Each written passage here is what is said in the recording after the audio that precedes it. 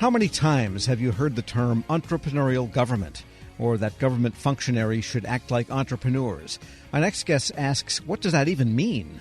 Longtime federal union president and leadership professor Bob Tobias joins me now. And Bob, I get the sense you feel that term is a little annoying to try to think that government can somehow act like, Silicon Valley. And I've heard it many times, and I never quite knew what the heck they're talking about either.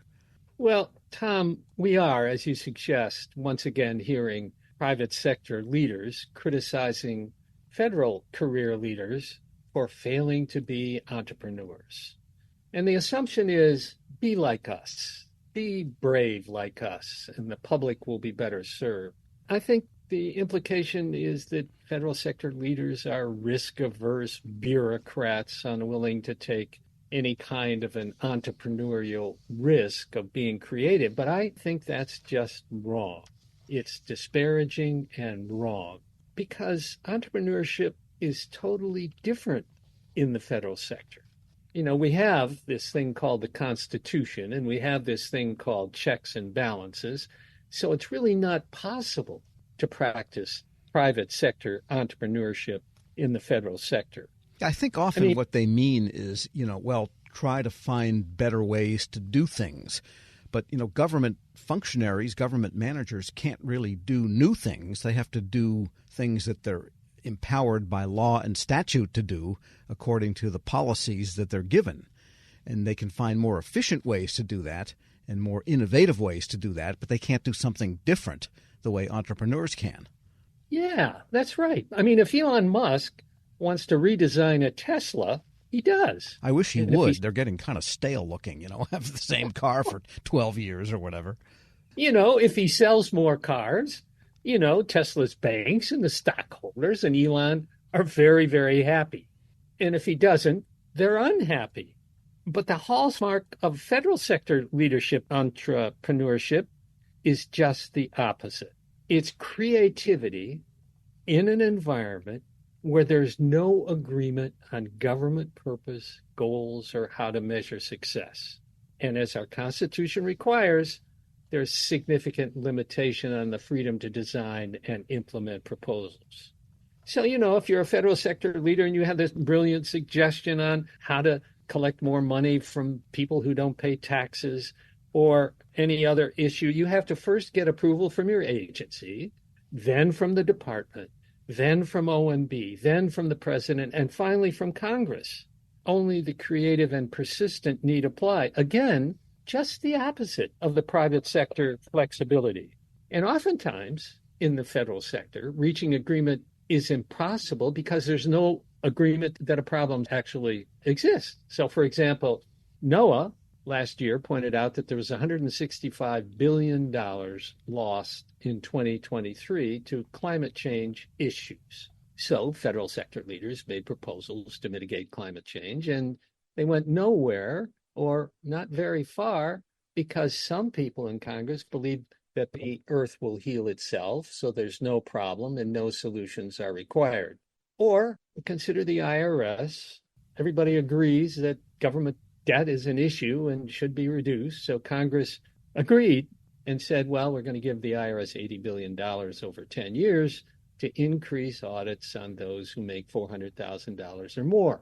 So the IRS started conducting more audits and on average got $2 for every dollar invested and $6 for every dollar invested on those who were audited in the top 1% of wealth in the country.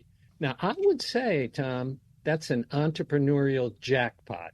Anybody who gets $2 back for a dollar invested or $6 back for a dollar invested, that's pretty good. But Congress decided to reduce the amount from $80 billion to $60 billion. We're speaking with Bob Tobias, former American University professor and NTEU president. But that's not really entrepreneurship. That's Congress deciding on a tax policy and a government agency operational policy that they believe would produce something. But it wasn't up to the IRS to institute that policy. Correct. That's exactly the point, Tom. If you're in the private sector, nobody would come along and say, well, the policy needs to be changed. They would only say, hey, IRS, you made more money. We're going to give you more money to collect. That is precisely the point. In the private sector, it's money. In the public sector, in the federal sector, it's policy. So calling on people to behave as though money matters is just wrong. Well, the other thing about Silicon Valley is that it purports, anyway, to admire people that are serial losers even, because eventually you'll hit the jackpot. And what you don't hear as much for every Silicon Valley success story is how much money went down the drain and produced nothing for the investors. But the difference is that's the investors' money, and the public isn't harmed as it is when the government wastes money. Well, failure oftentimes leads to great learning and new innovation. But there's no room for failure, as you suggest, in the public sector. If there is failure, then there are congressional inquiries, the Inspector General reports, GAO reports. So there's no opportunity to learn, which again is one more difference between the federal sector and the private sector. Notwithstanding all of these problems and limitations I've been mentioning, there are huge successes, as the Partnership for Public Service points out every single year with its SAMI Awards. I mean, this last year, there was an award for an HHS team that made some significant progress on opioid death reduction, or the NASA team that proved they could send a rocket to an asteroid and move its course so it wouldn't crash into the Earth, or the FBI team that collaborated all across the world to arrest on a single day 1,000 drug traffickers. Now, these are significant successes, but it's not the fault of the career federal employees that agency government purpose is unclear and often shifting, or that goals are hard to measure, or funding linked to goal achievement doesn't often exist. So the Constitution didn't create the executive branch to be a business. And I think that glib criticism that it should be run like a business should cease. Right. So maybe a better approach, a better language approach, whatever you want to call it, is, yes, you should have, and I don't like the word bureaucrat, but you should have federal managers be innovative in how they carry out the programs and policies, but you can't ask them to innovate on policy and programs to begin with. That's really not the job of the standing civil service. That is correct, Tom. There is always room for increased efficiency, increased effectiveness, and offering policy solutions, but it's not the responsibility of those federal employees to implement those policy solutions. That's not part of being an entrepreneur in the federal government. Former American University professor and NTEU president Bob Tobias, as always, appreciate your thoughts. Thank you very much, Tom. It's a pleasure to see you. And we'll post this interview at federalnewsnetwork.com/Federal Drive. Subscribe to the Federal Drive wherever you get your podcasts.